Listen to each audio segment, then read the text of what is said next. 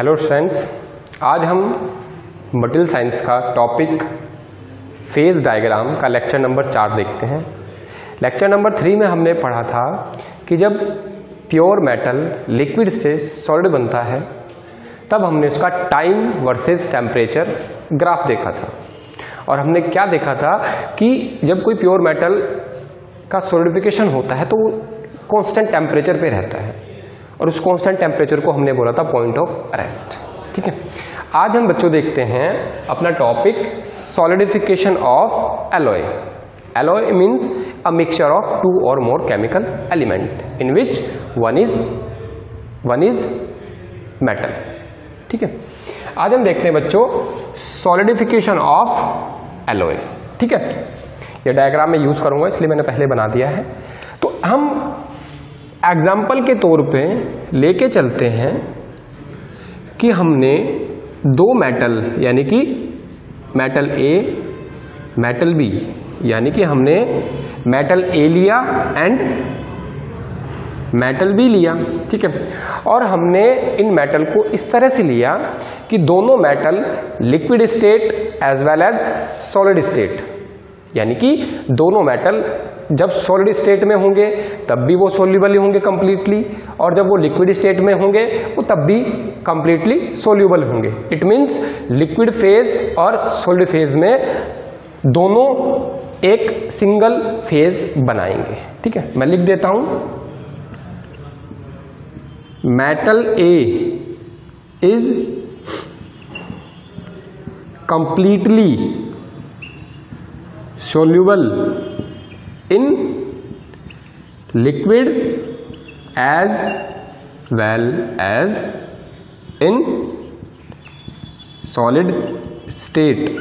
ठीक है, इसका मतलब क्या है, जो हमारा मिक्सचर बनेगा वो सॉलिड एंड लिक्विड दोनों स्टेट में सिंगल फेज होगा। इस चीज को, इसका मतलब ये है कि जब दोनों, हमने जो एग्जांपल लिए हैं वो इस तरह से लिए हैं कि जो मिक्सचर होगा उसका सिंगल फेज होगा liquid state and solid state में। ठीक है, एग्जांपल के तौर पे मैं लेके चलूंगा अपना मेटल ए को मानूंगा मैं कॉपर और मेटल बी को मानूंगा मैं निकल।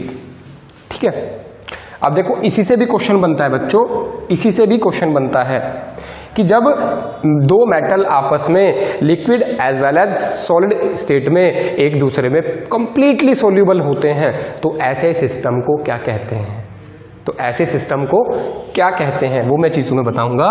तो ऐसे सिस्टम को बच्चों नाम दिया गया क्या, सॉलिड सॉल्यूशन सिस्टम। ऐसे को नाम दिया गया क्या, सॉलिड सॉल्यूशन सिस्टम, या इसी का दूसरा नाम है जो हमारे पेपर में आया हुआ है वो है आइसोमॉर्फस सिस्टम। ये क्वेश्चन बच्चों आया हुआ है तो ध्यान रखेंगे आइसोमॉर्फस सिस्टम क्या होता है। ऐसा सिस्टम या ऐसा एलॉय जिसमें दो metal liquid as well as solid form में कंप्लीटली सोल्यूबल होते हैं एक दूसरे में। ठीक है, आइए आगे बढ़ते हैं बच्चों। अब हम देखते हैं अपना ये एलॉय। तो मैंने क्या किया, मैंने लिया निकिल और कॉपर। क्या लिया, निकिल और कॉपर। इस साइड लेफ्ट साइड में जो निकिल है वो 100% है और राइट साइड में जो कॉपर है वो 100% है। जैसे ही मैं इधर से लेफ्ट से राइट जाऊंगा तो निकिल की परसेंटेज कम होती जाएगी और राइट से लेफ्ट आऊंगा तो कॉपर की परसेंटेज कम होती जाएगी। यानी कि मैं लिख देता हूं, जैसे ही मैं लेफ्ट से राइट जाऊंगा तो निकिल की परसेंटेज कम होती जाएगी और कॉपर की परसेंटेज बढ़ती जाएगी। ठीक है, इस चीज को ध्यान रखेंगे। उसके बाद अगर मैं लेफ्ट कॉर्नर पे देखूं तो यहां प्योर निकिल है, यहां कॉपर कितना है 0%। तो प्योर निकिल का मेल्टिंग टेम्परेचर क्या होता है 1455 डिग्री सेंटीग्रेड।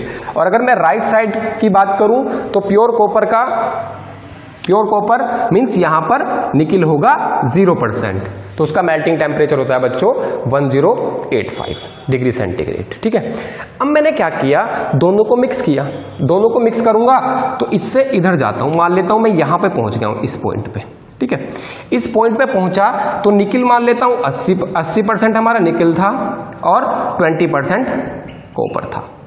ठीक है बच्चों, यानी कि मैं इस पॉइंट की बात कर रहा हूं। ठीक है, तो बच्चों यहां क्या हो रहा है, ठीक है, यहां क्या हो रहा है उससे पहले मैं आपको डायग्राम में बताता हूं। ये कर्व जो है अपर कर्व इसे बोलते हैं लिक्विडस और जो लोअर कर्व है उसे बोलते हैं सॉलिडस। ठीक है, लिक्विडस कर्व कौन सा होता है, वह कर्व, ठीक है, वह कर्व जो लिक्विड को इसे बोलते हैं बच्चों मसी जोन, मसी जोन से अलग करता है उसे बोलते हैं लिक्विडस, और जो सॉलिड और मसी जोन को अलग करता है उसे बोलते हैं सॉलिडस। ठीक है, अब मैं एग्जांपल देके बताता हूं बच्चों। जैसे मैंने ये 80% ले लिया निकिल और 20% लिया कॉपर। ठीक है, अब जैसे ही मैं टेम्परेचर इनका रेज करूंगा, जैसे ही बच्चों मैं इनका टेम्परेचर रेज करूंगा तो सबसे पहले कॉपर मेल्ट होगा। क्यों? क्योंकि इसका टेम्परेचर कितना है 1085। ठीक है बच्चों, और उसके बाद जैसे ही मैं टेम्परेचर बढ़ाऊंगा तब मेरा निकिल मेल्ट होना शुरू होगा। इसका मतलब क्या है, जो मेरा सॉलिड से लिक्विड बन रहा है वो एक फिक्स टेम्परेचर पे नहीं बन रहा है, वो एक फिक्स टेम्परेचर पर नहीं बन रहा है। इट मींस एलॉय के केस में जो सॉलिडिफिकेशन हो रहा है, एलॉय के केस में जो सॉलिडिफिकेशन हो रहा है बच्चों, वो एक कांस्टेंट टेम्परेचर पे ना होके वो एक रेंज ऑफ टेम्परेचर पे होता है, और उस रेंज को दिखाया जाता है लिक्विडस और सॉलिडस टेम्परेचर के बीच के गैप से। ठीक है, तो जैसे ही अगर मैं बात करूं बच्चों तो ये पॉइंट है, यानी कि लिक्विडस पे अगर तुम कोई भी पॉइंट देखो डिफरेंट कंपोजिशन के लिए तो ये दिखाएगा तुम्हें कि इस पॉइंट पर, इस पॉइंट से ऊपर अगर मैं डिफरेंट कंपोजिशन के लिए लिक्विडस कर्व पर बैठूं तो यहां बैठ के मुझे पता लगेगा ऊपर वाली जोन प्योरली क्या है, लिक्विड। जैसे ही मैं अपना टेम्परेचर लिक्विडस से कम करता हूं तो क्या होता है, मुझे दो फेज रीजन मिलता है, टू फेज रीजन मिलता है, जिसमें एक होता है अपना सॉलिड और दूसरा होता है लिक्विड।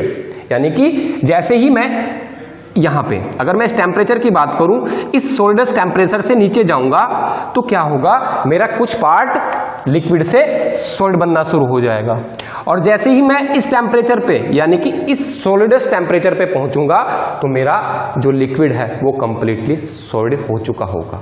तो यहां से क्या देखने को मिल रहा है बच्चों, अगर तुमने 80-20% लिया निकिल और कॉपर का, तो देखो यहां पर तो तुम्हारा सॉलिडिफिकेशन स्टार्ट हो रहा है, और ए पॉइंट पे तुम्हारा सॉलिडिफिकेशन स्टार्ट हो रहा है, और बी पॉइंट पे तुम्हारा सॉलिडिफिकेशन टेम्परेचर क्या हो रहा है, कंप्लीट। अगर मैं देखूं बच्चों, एक पैरेलल लाइन यहां खींचूं और एक पैरेलल लाइन यहां, तो ये हो जाएगा अपना TA टेम्परेचर और ये हो जाएगा TB टेम्परेचर, यानी कि सॉलिडिफिकेशन एक रेंज ऑफ टेम्परेचर पे हो रहा है। ठीक है, तो ये अंतर है सॉलिडिफिकेशन ऑफ एलॉय में, यानी कि solidification of alloy, solidification of alloy occurs at range of temperature, at range of temperature. Start कहां होती है बच्चों, लिक्विडस टेम्परेचर पे, एंड कहां होती है बच्चों, सॉलिडस टेम्परेचर पे। ठीक है, समझ आया? ठीक है बच्चों, तो यानी कि अगर मैं बोलूं सॉलिडिफिकेशन कहां स्टार्ट्स या बिगिन कहां होती है, बिलो, या हम बोले एट लिक्विडस टेम्परेचर, जैसे मैंने डायग्राम में दिखाया है TA, और एंड कहां पर होती है बच्चों, या कंप्लीटेड कहां पे होती है बच्चों, ये हो जाएगा एट सॉलिडस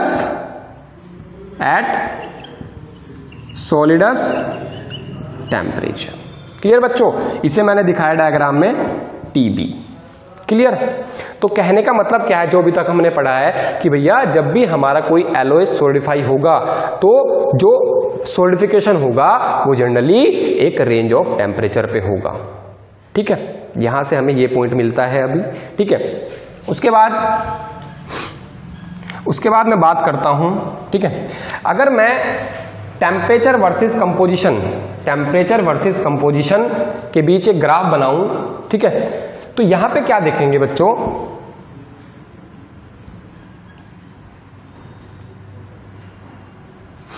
ठीक है,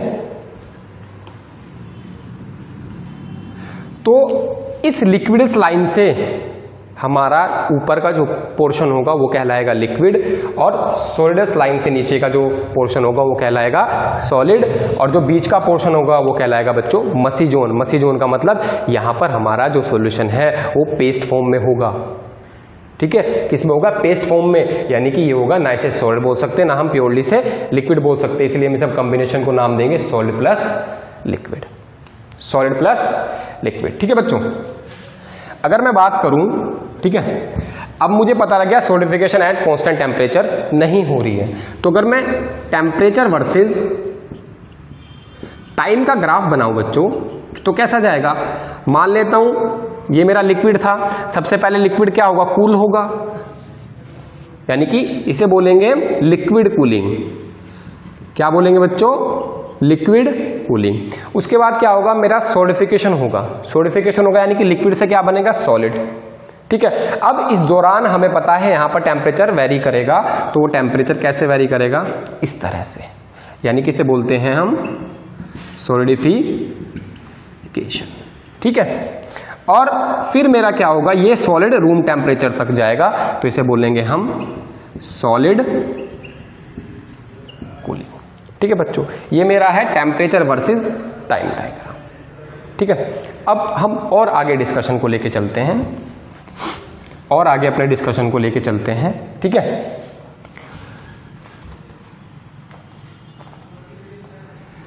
ठीक है, अब बात करते हैं बच्चों, अगर मैं कोई एक फिक्स टेम्परेचर मान लेता हूं बच्चों, अगर मैं कोई फिक्स टेम्परेचर मान लेता हूं, ये मैंने मान लिया 1200 डिग्री टेम्परेचर मैंने मान लिया। ठीक है, और एक हॉरिजॉन्टल लाइन मैंने ड्रॉ कर दी। ठीक है बच्चों, ध्यान रखना मैं क्या कांस्टेंट कर रहा हूं, टेम्परेचर। ठीक है, अब अगर मैं केस कंपोजिशन मान लेता हूं X और Y कंपोजिशन। X कंपोजिशन पे मान के चलता हूं बच्चों, मेरा जो निकिल और कॉपर की परसेंटेज है वो है 80-20, और Y पॉइंट पे मान के चलता हूं मेरी कंपोजिशन जो है 50-50 परसेंटेज पे है। ठीक है, तो अगर मैं देखूं बच्चों, इस लाइन को मैं ऊपर ड्रॉ करूं, इस टेम्परेचर पे मिलाऊं और इसे यहां मिलाऊं, तो तुम क्या देख रहे हो बच्चों कि X कंपोजिशन के लिए 1200 डिग्री टेम्परेचर पर मेरा कौन सा फेज एग्जिस्ट कर रहा है, सॉलिड, और सॉलिड कौन सा फेज है, सिंगल फेज। ठीक है, उसके बाद में अगर सेम टेम्परेचर पे बच्चों वाई कंपोजिशन पे देखूं, तो जो मेरा पॉइंट मुझे मिल रहा है वो मिल रहा है मुझे मसी जोन, और मसी जोन किसका कॉम्बिनेशन है, liquid plus solid. It means यहां पर मेरे दो फेज एग्जिस्ट कर रहे हैं, यहां पर मेरे यानी कि वाई कंपोजिशन पर और 1200 डिग्री टेम्परेचर पर मेरे दो फेज एग्जिस्ट कर रहे हैं। ठीक है, तो कहने का क्या मतलब हो रहा है कि ये डायग्राम क्या कर रहा है, टेम्परेचर, कंपोजिशन और फेज। दोबारा बता रहा हूं, टेम्परेचर, कंपोजिशन और phase present in the mixture. ठीक है, इन तीनों चीजों को रिलेट कर रहा है, इन तीनों चीजों को रिलेट कर रहा है। ठीक है, तो ऐसा ग्राफिकल रिप्रेजेंटेशन, ऐसी ग्राफिकल रिप्रेजेंटेशन जो टेम्परेचर, दूसरा कंपोजिशन और तीसरा नंबर ऑफ फेजेस, ठीक है, या इसी को बोलते हैं स्टेट, इन तीनों को रिलेट करता है, उस डायग्राम को बोलते हैं हम फेज डायग्राम। वापिस बच्चों रिपीट कर रहा हूं, ऐसा ग्राफिकल रिप्रेजेंटेशन या ऐसा डायग्राम जो टेम्परेचर, कंपोजिशन और नंबर ऑफ फेजेस को रिलेट करता है, इंटरलिंक्ड करता है, ऐसे डायग्राम को बताते हैं हम फेज डायग्राम। ठीक है, इसका यूज क्या होता है बच्चों, इसका यूज देखो, अगर मैं बोल दूं मेरे पास 1200 डिग्री टेम्परेचर है, अगर मैं बोलूं मेरे पास 1200 डिग्री है टेम्परेचर है, तो मुझे पता लगेगा एक्स कंपोजिशन पर मेरे पास सिंगल फेज है और वाई कंपोजिशन पे मेरे पास क्या है, दो फेज सिस्टम है। ठीक है, तो फेज डायग्राम की डेफिनेशन लिखेंगे। अब आता है आपका एक्चुअल वर्ड फेज डायग्राम। अब आएगा आपका actual word that is phase diagram, that is phase diagram. तो अभी हमने क्या देखा, ये हमारा फेज डायग्राम है। फेज डायग्राम क्या कर रहा है, it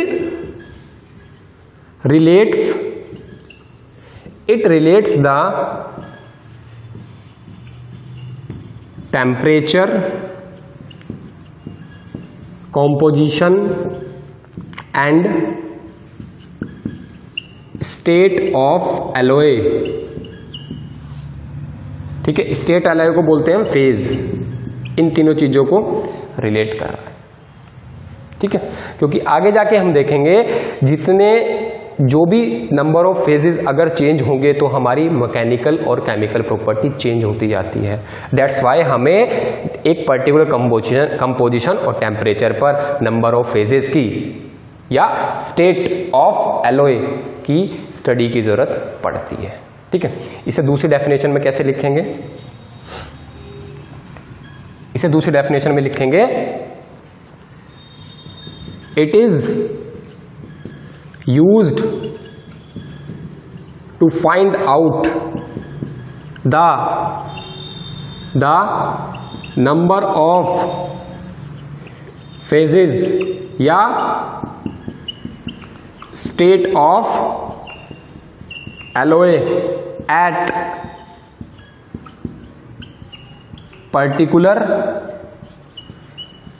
composition at constant temperature under some equilibrium। बताऊंगा इसका वर्ड का मीनिंग भी क्या होता है, under some equilibrium condition. Hindi वालों के लिए बच्चों मैं रिपीट कर देता हूं, फेज डायग्राम एक ऐसा डायग्राम है जो किसी भी एलॉय की स्टेट या नंबर ऑफ फेजेस को किसी दी हुई कंपोजिशन पर कांस्टेंट टेम्परेचर के लिए दर्शाता है अंडर इक्विलिब्रियम कंडीशन।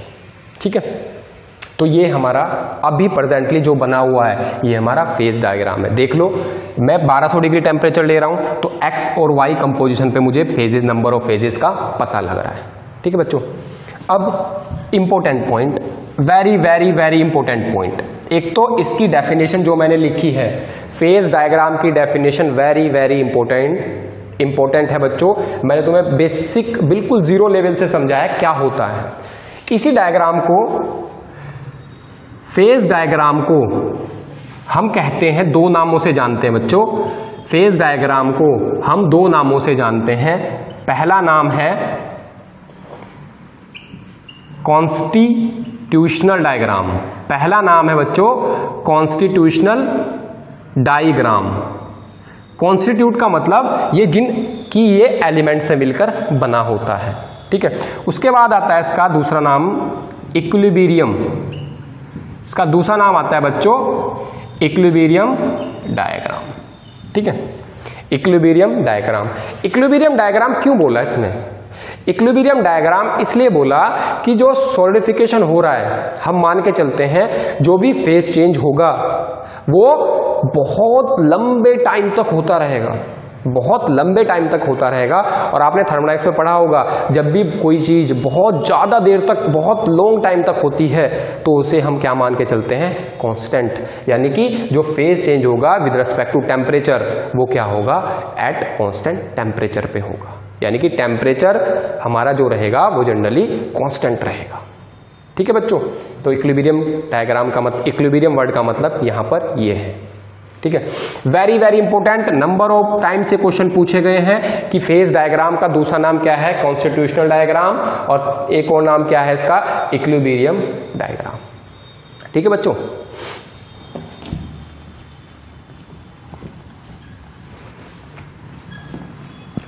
अब बात आती है, तुमने कहीं पढ़ा है फेज डायग्राम पहले? अगर मैं बात करूं तुमने कभी फेज डायग्राम पढ़ा है तो तुम बोलोगे भी नहीं, लेकिन जैसे ही मैं तुम्हें एग्जांपल दूंगा तुम बोलोगे यस हमने पढ़ा है। थर्मोडायनेमिक्स का एक चैप्टर आता है प्रॉपर्टी ऑफ प्योर सब्सटेंस, वहां आपने वाटर के लिए प्रेशर और टेम्परेचर डायग्राम पढ़ा होगा। अगर मैं आपको रिकॉल कराऊं इन थर्मोडायनेमिक्स, क्या चैप्टर है आपका?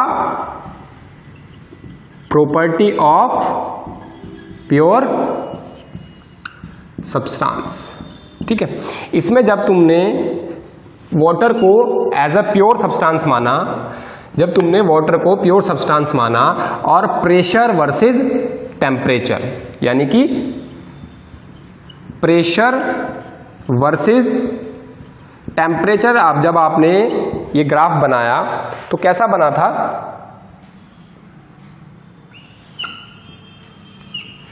इस तरह से। इस पॉइंट को हमने बोला था ट्रिपल पॉइंट। ठीक है, इस पॉइंट को हमने बोला था थर्मोडायनेमिक्स में क्रिटिकल पॉइंट। और यहां जो फेज एग्जिस्ट कर रहा था वो था लिक्विड, यहां पे जो फेज एग्जिस्ट कर रहा था वो क्या था? सॉरी, यहां पर जो फेज एग्जिस्ट कर रहा था वो सॉलिड था। ठीक है, और यहां पर जो एग्जिस्ट कर रहा था फेज, उसे हमने बोला था लिक्विड, और जो यहां एग्जिस्ट करेगा उसे बोला था हमने वेपर। इस कर्व को बच्चों अगर तुम्हें याद हो तो बोलते हैं वेपोराइजेशन कर्व। वेपोराइजेशन कर्व, इस कर्व को बोलते हैं बच्चों सब्लिमेशन कर्व, इस कर्व को बोलते हैं बच्चों फ्यूजन कर्व। ठीक है, ये आपको कर्व पता लग गया तो मैं कर्व के नाम हटा देता हूं।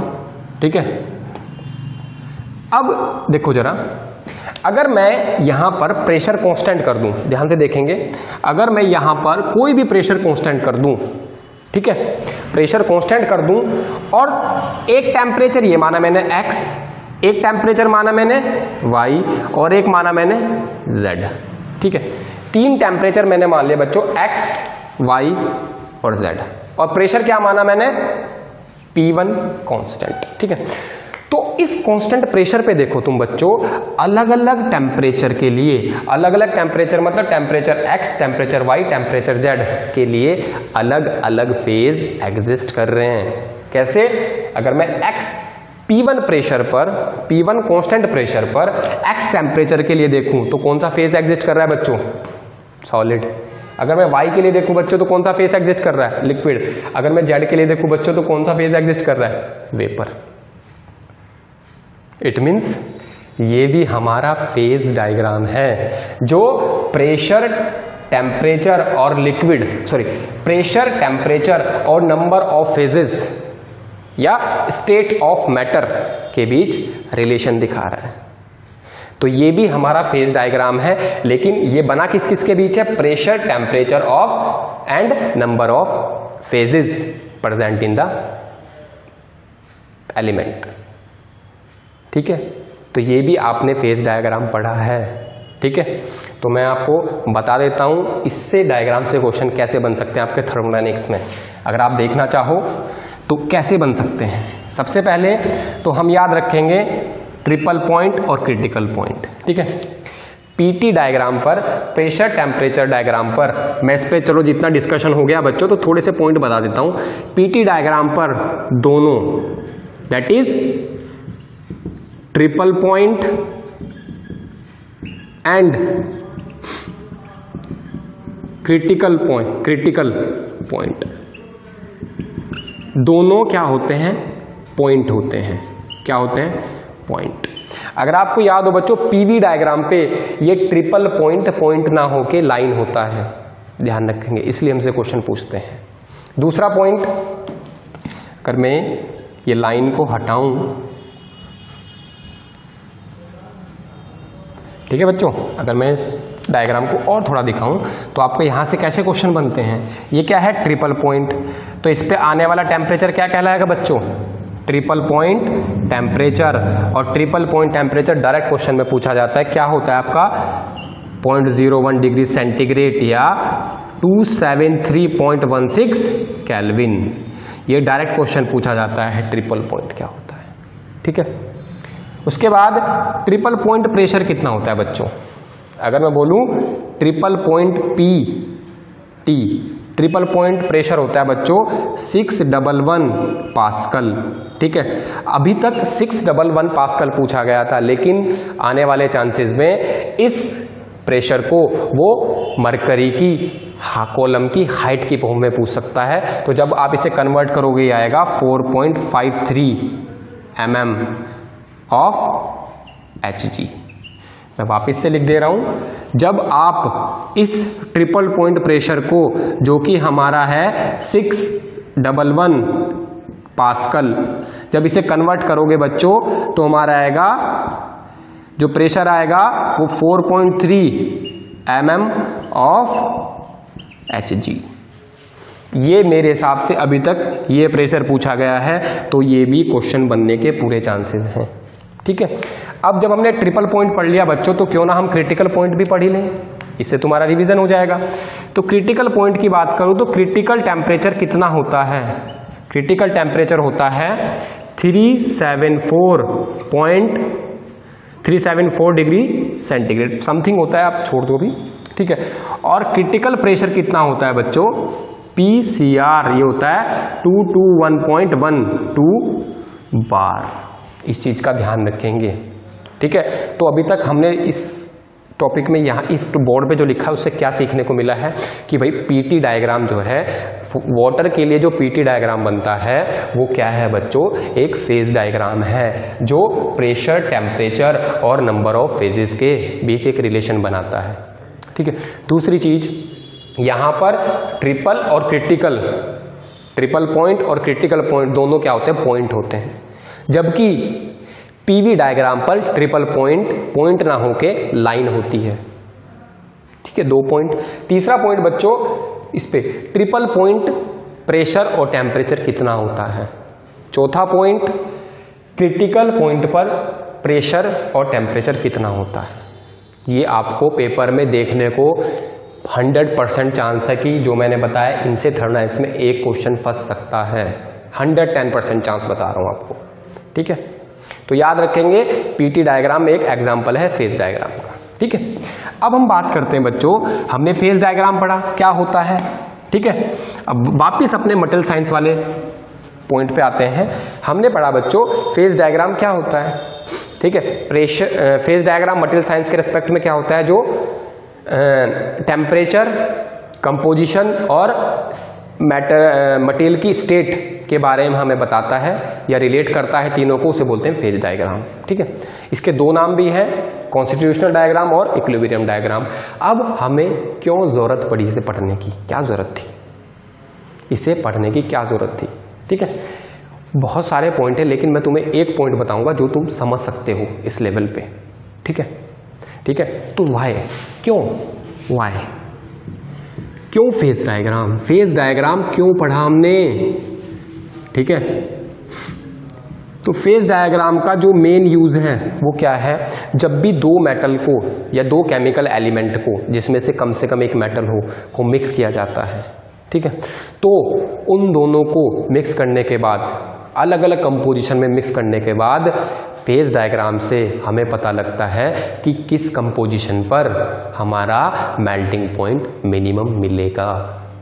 वापस बोलता हूं बच्चों, ये यूज होता है जब दो मेटल को अलग अलग कंपोजिशन में मिक्स किया जाता है, तो हमें पता लगता है इस डायग्राम से कि किस कंपोजिशन पर मिनिमम मेल्टिंग टेम्परेचर मिलेगा, और वही मिनिमम मेल्टिंग टेम्परेचर कहलाता है यूटेक्टिक पॉइंट। आगे जाकर डिस्कस करेंगे इस चीज को।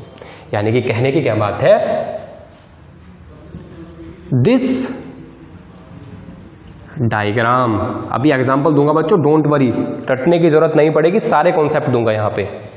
This diagram is used to find out the minimum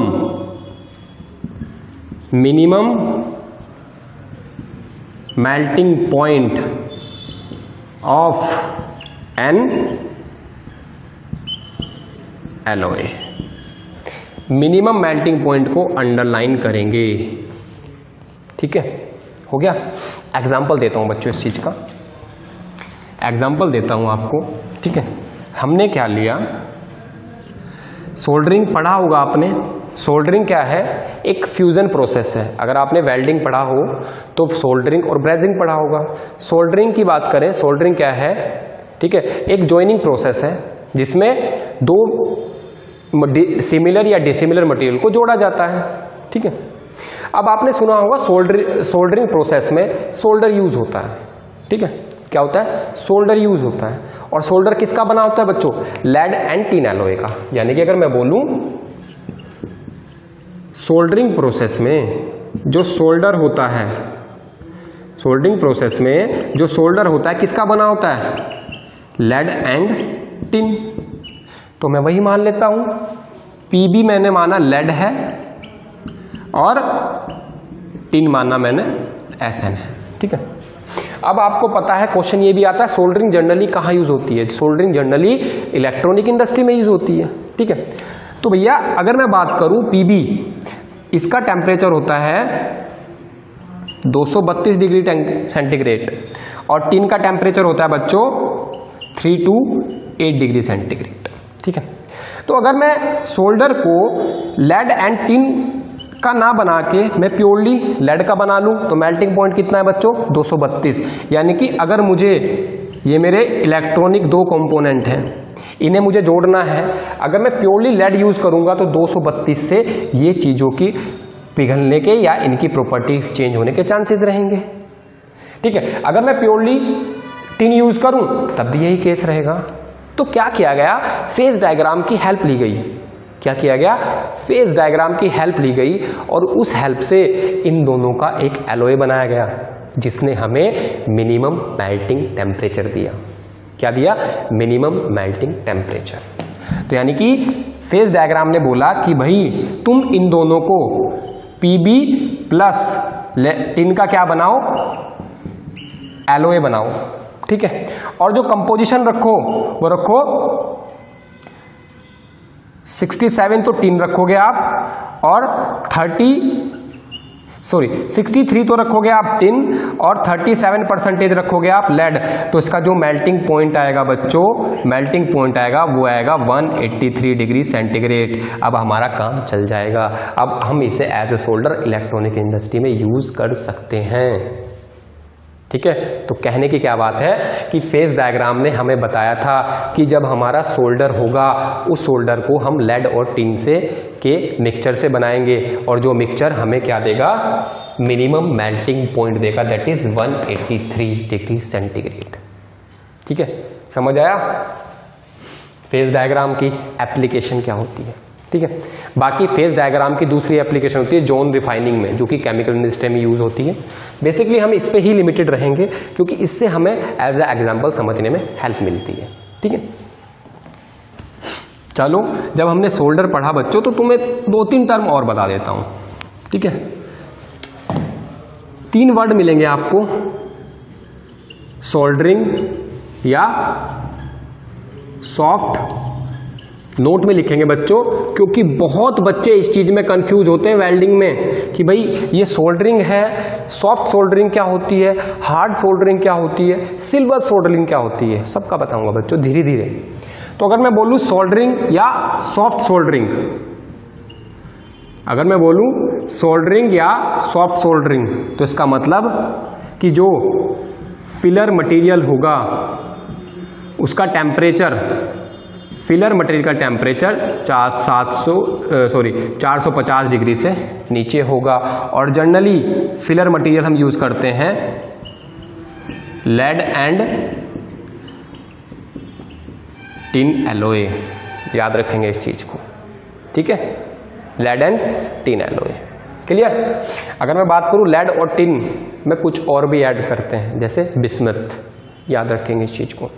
अब दूसरा वर्ड बच्चों आपको मिलेगा हार्ड सोल्डरिंग, या एक और नाम है सिल्वर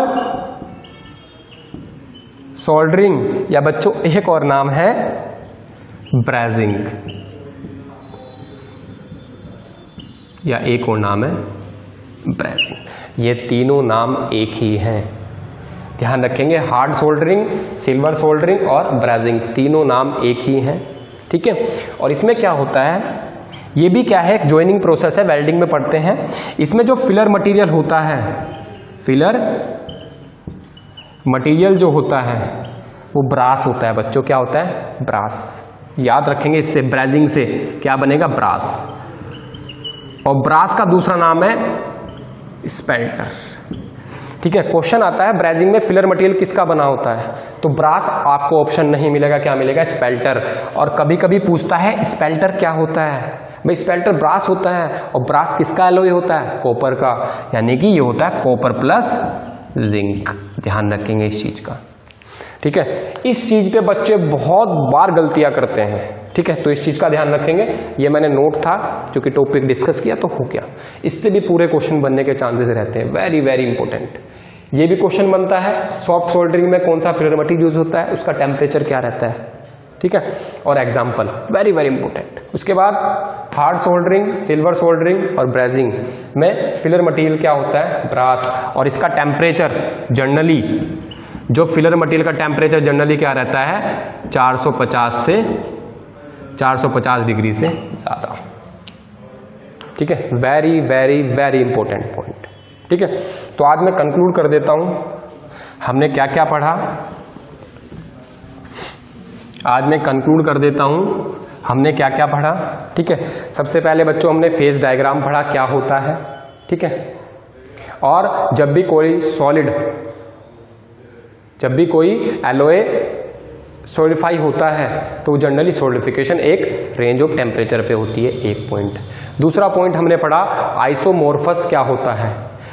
आइसोमोर्फस एक ऐसा सिस्टम होता है जिसमें आपका दो मटेरियल या केमिकल एलिमेंट सॉलिड तथा लिक्विड स्टेट में मिक्स होते हैं, कंप्लीटली मिक्स, सोल्यूबल होते हैं।